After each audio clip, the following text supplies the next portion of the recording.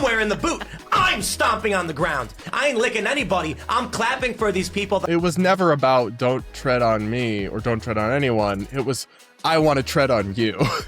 He was never against the boot. He just wanted to be the one wearing it. Yeah, that's kind of a mask off moment, Tim.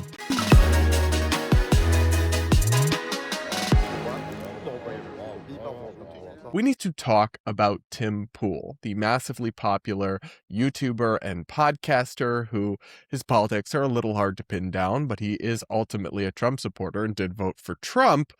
And his recent comments after, of course, the death of Alex Pretty at the hands of Border Patrol agents that most people are pretty horrified by and concerned by, and many people do believe to be an unjustified shooting. Well, Tim Pool decided to weigh in on this and kind of against the broader backlash we're seeing against ICE and other federal immigration enforcement in terms of people being concerned about civil liberties violations, right?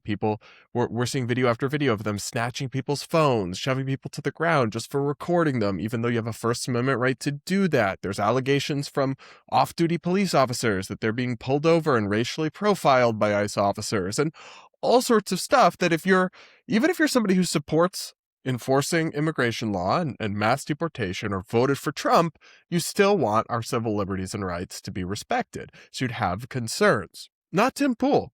He's decided that the proper response to this is to mock people with concerns, cheer on censorship and abuses of civil liberties now that it's his turn, and also lie about the person who just died, because that's just a lovely thing to do. Well, we're going to listen to 2 clips from him. Here's that first one of him discussing this. These people who are saying, I thought you were for the Second Amendment, Tim. I was never in favor of the right to keep and bear arms, to go and obstruct duly appointed law enforcement officials from a duly elected government because you disagreed with the policy position everybody else voted for. The idea that you were like, don't I have a right to go fight a cop with a gun? No, you don't. Yeah, except for the part where that's not what happened at all. Alex Pretty was killed while legally carrying a firearm that he had every right to be carrying, and that's why gun rights groups like the NRA and the Gun Owners of America have actually expressed concern about this case and want an investigation and believe it may not have been a justified shooting, but Tim Pool just doesn't care. He's like, ha ha ha, whatever. I said for years I care about the Second Amendment, but not if you're against immigration enforcement, then who cares? Because he didn't fight a cop. That's just a lie. He, perhaps unwisely, showed up to film ICE officers and Border Patrol officers, which is his constitutional right. He saw them shove a woman to the ground, seemingly unprovoked and unjustifiably. So not, arresting illegal immigrants and doing their job like Tim Pool says, but just brutalizing a woman for no apparent reason. And then, and again, I think this was a mistake, but it was perhaps an understandable one to make. Alex Pretty went and stepped in and stood between her and the officer and put one hand up and then touched the officer. But he didn't attack the cop. He didn't try to fight the cop. Then all of a sudden he's getting pepper sprayed and 6 men are beating the crap out of him. And then he's resisting, which, listen, do I think you should do that? No. Is that a normal human response to those situations? Probably yes. All of this is to say that, if you actually care about the Second Amendment, like Tim Pool has said he does for years, then you should be concerned when just the fact that he had a gun is being used by the Trump administration, some officials, to justify his shooting. And then they seem to have shot him just because he had a gun on him and they panicked, which is not something you should be okay with. He never touched it. He never brandished it. He never aimed it at officers. Of course, all of that would potentially justify shooting someone. But they just saw a gun. It may have discharged. That's being investigated. But after they disarmed him, they shot him anyway. It's at best a horrible, horrible mistake and a situation gone wrong due to poor training and bad decision-making by all parties. But particularly what we're concerned about is our law enforcement officers.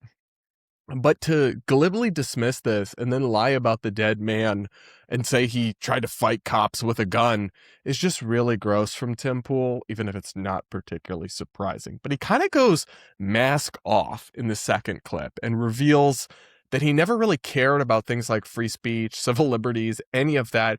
He just wanted it to be his turn to oppress people's rights, or his team's turn to do it. And I'm going to show you that clip. But first, though, guys, do consider subscribing and hitting the like button to show your love on this video. And maybe even do consider becoming a channel member to support my work here on YouTube. You know, I got so many positive comments and so much positive feedback from you on my episode pushing back on Matt Walsh and giving a nuanced take on the shooting of Alex Pretty. But I also had a bunch of people unsubscribe from my channel for doing it. So if you want to help me just support my content as I tell the truth as I see it and without fear or favor, do consider becoming a channel member. Hit the join button or check out the link in the description or the pinned comment.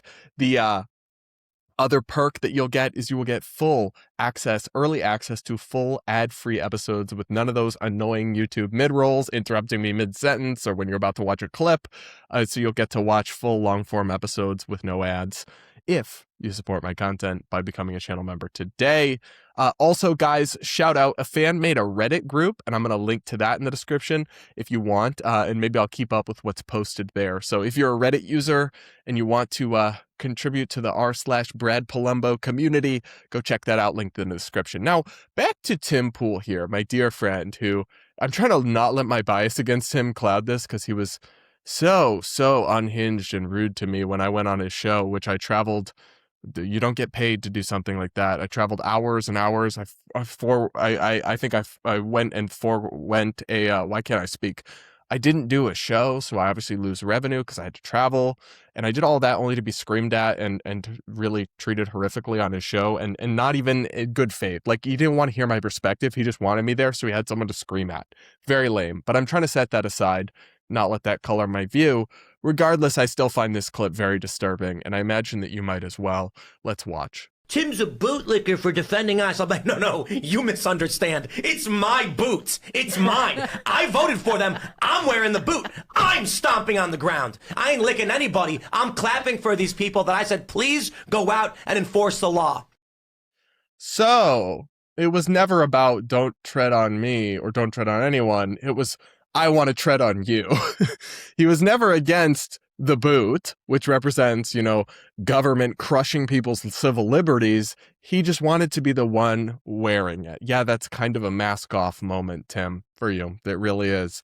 Shows that you never cared about these principles and you just wanted to leverage power yourself. So, yikes. And anybody else who's cheering for it, who voted for it too, we're all wearing the boots. You're the one crying. You're the one saying you're coming in and enforcing laws we didn't vote for. Well, you're wearing the boot right now, my friend, but you won't always.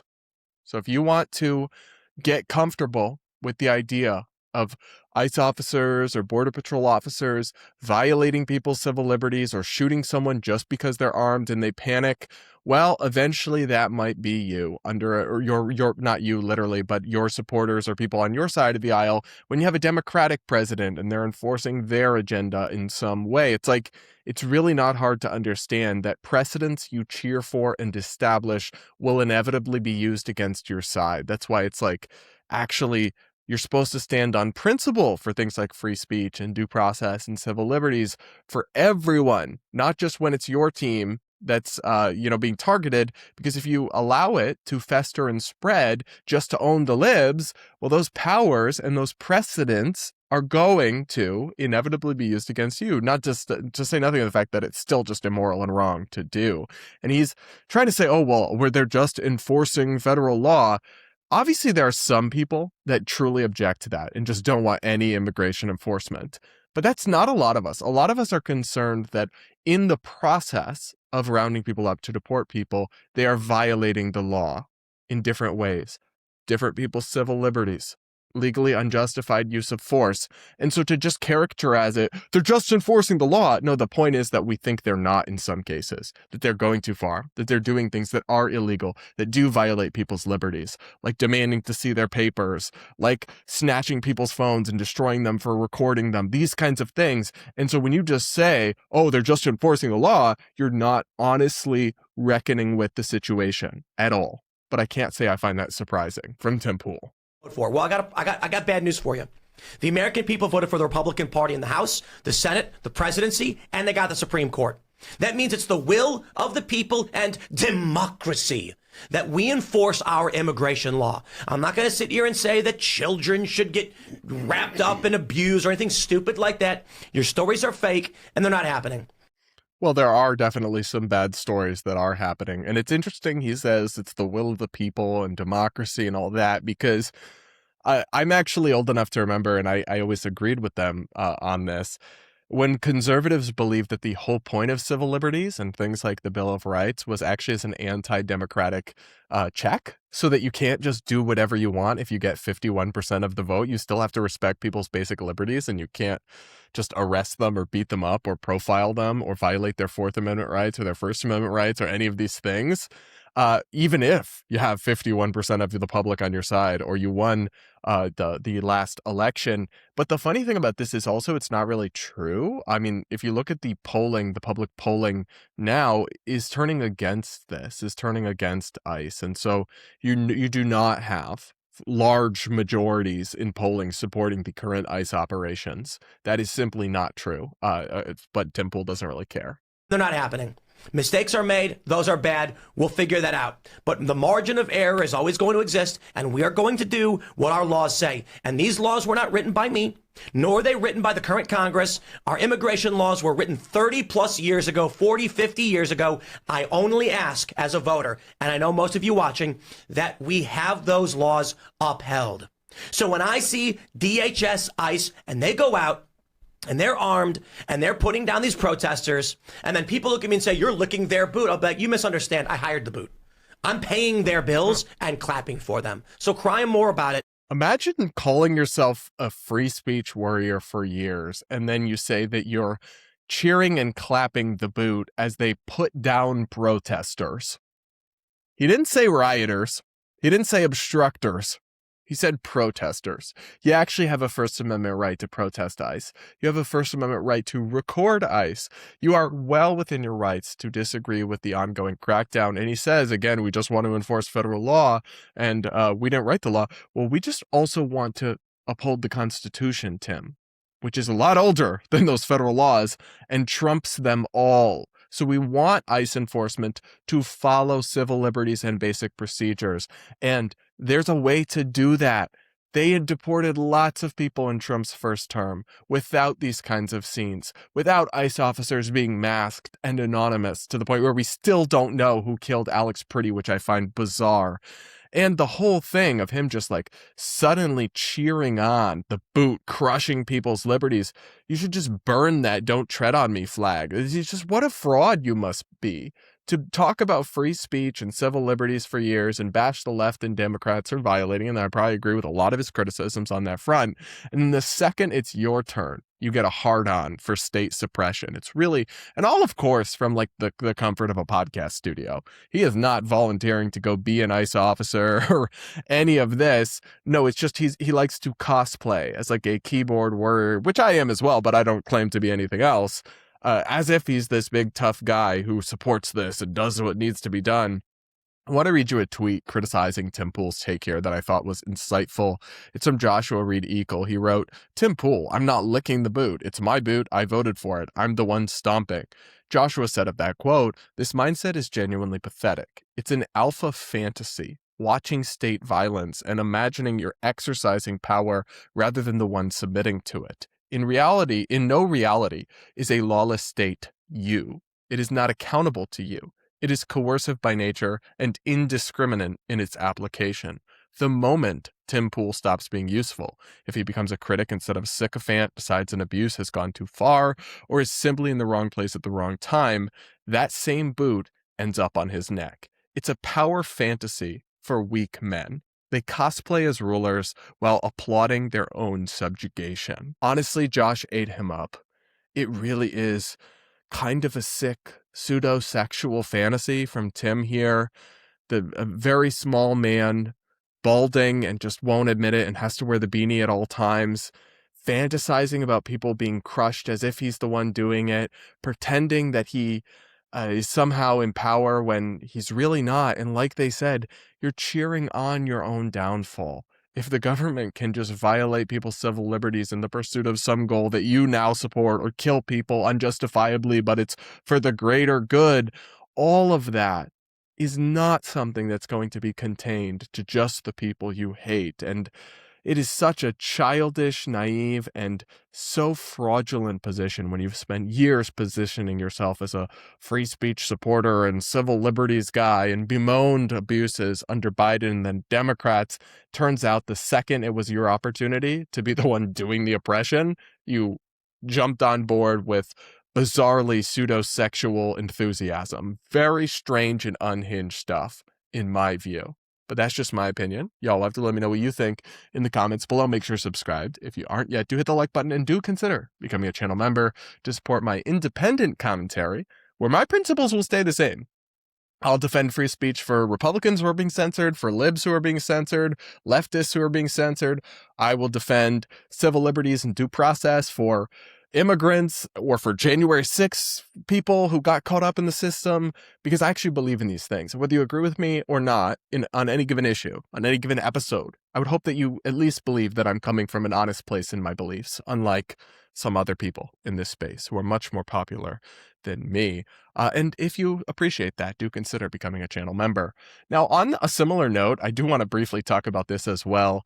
Katie Miller is the wife of Stephen Miller, who is a senior White House official, one of my least favorite people in the administration, if I'm being honest. And normally I would never talk about his wife, right? Like, leave people's families alone, like your family's off limits. But Katie has decided to become a political commentator. So she has launched a podcast. She actually was a Trump official in his first term, I believe. So she comes from working in politics, and she's launched a podcast where she gives her political opinions and hosts administration officials for softball interviews. She goes on television, like she's been on CNN panels to, again, support the Trump administration and give her opinions. And so I normally would not criticize someone's wife, but because she's decided to be a political participant, she's entered the game in her own right. So I do think it's fair game to criticize her. So we do have to talk about this tweet of hers that's going viral. For whatever reason, she seems particularly interested in the idea that AI companies are being run by closet leftists and being programmed to be biased in, of course, the AI products that are going to shape the next generation. We have Grok, which is of course run by Elon, who you cannot accuse of being a biased leftist, but there are others like OpenAI and others as well. And she seems concerned that some of these people are biased left-wing hacks. And to be fair, that might be true. And I absolutely think bias being ingrained in some of these AI systems is a real problem, but she seems to have totally misunderstood one of these CEOs and is going viral as a result. So here is the co-founder of Anthropic, which is one of these big AI companies. His name is Chris Olah, and he put out this tweet after, of course, this shooting. I try to not talk about politics. I generally believe the best way I can serve the world is as a nonpartisan expert, and my genuine beliefs are quite moderate. So the bar is very high for me to comment. But at recent events, a federal agent killing an ICU nurse for seemingly no reason and with no provocation shocked the conscience. My deep loyalty is to the principles of classical liberal democracy, freedom of speech, the rule of law, the dignity of the human person. I immigrated to the United States and eventually co-founded Anthropic here, believing it was a pillar of these principles. I feel very sad today.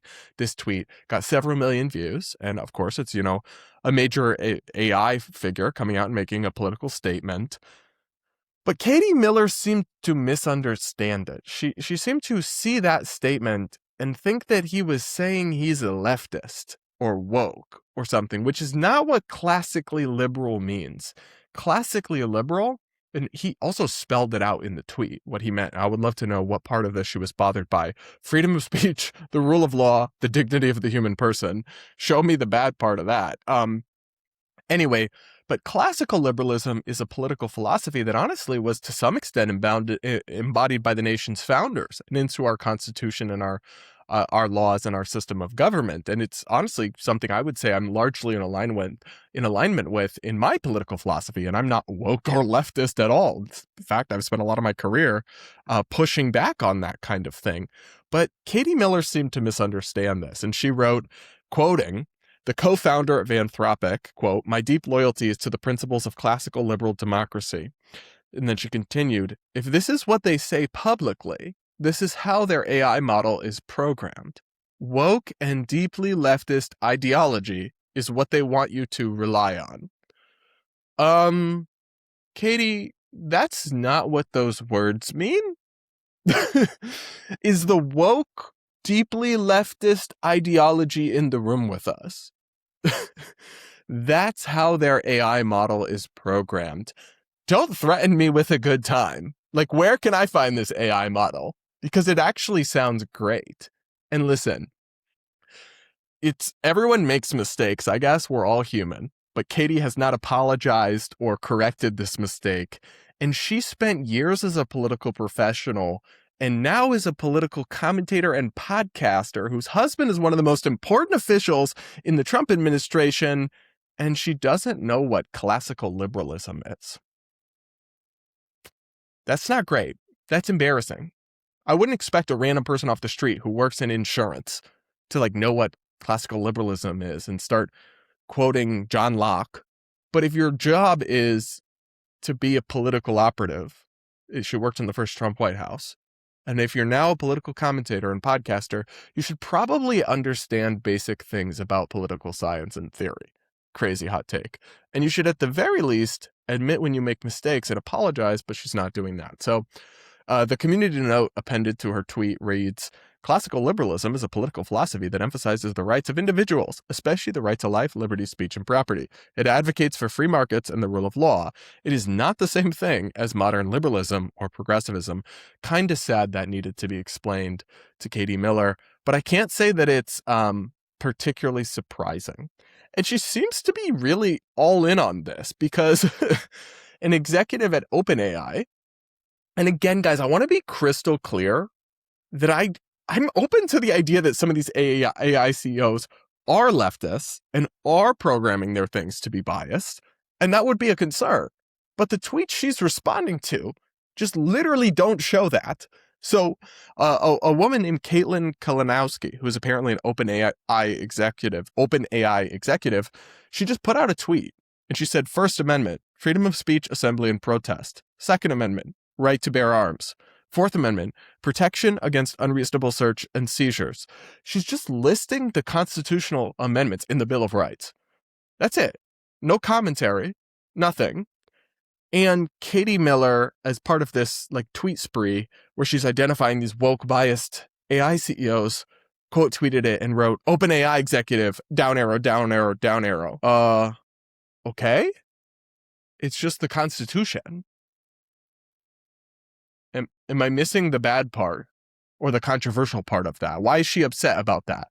There really is just an astonishing amount of ignorance is the best case explanation for this.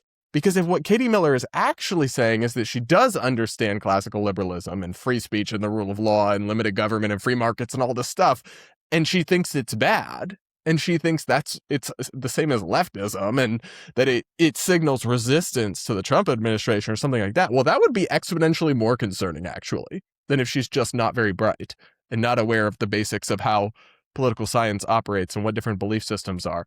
So at best, it's a humiliating and embarrassing mistake by her that she has, for whatever reason, decided not to correct. That really, in my view, I mean, it's just one thing. Obviously, we all make mistakes, but it makes it difficult to take her very seriously as a political commentator. And at worst, it's like a pretty sinister revelation of her actual beliefs and perspective. But I just wanted to talk about that because it's another trending topic. And I really am not a fan of the Millers. That's my hot take. I think they are perhaps mostly Stephen, obviously, not his wife, but Katie apparently is also not doing amazing. So that's my take. You guys will have to let me know what you think in the comments below. Make sure to subscribe, hit the like button, and all of that.